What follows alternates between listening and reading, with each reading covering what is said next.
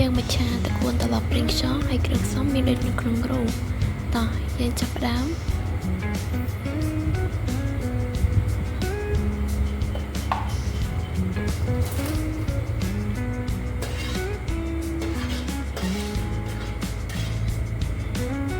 ដំបូងខ្ញុំដាក់ខ្ទឹមចិញ្ច្រាំចូល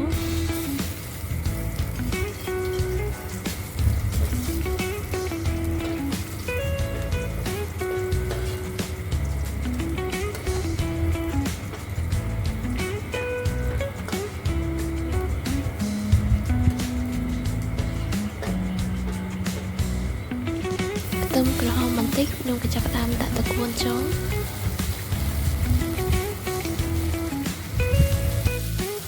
បន្ទាប់មកយើងកូរវាបន្តិចដើម្បីវាញាប់ចូលគ្នា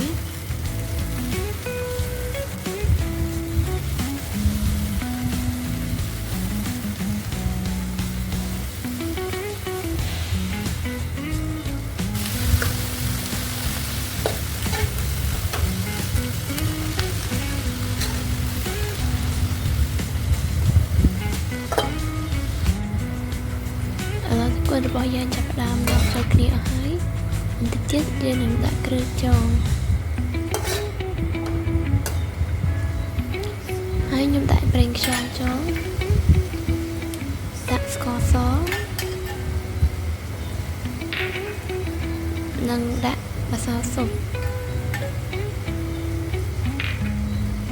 បន្ទាប់មកយើងច្របល់ចូលគ្នាសព្វមក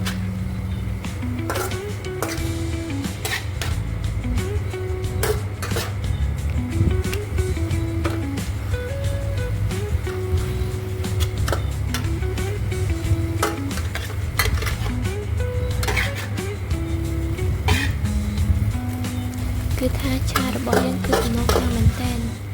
ពណ៌ឡើងបៃតងតែម្ដង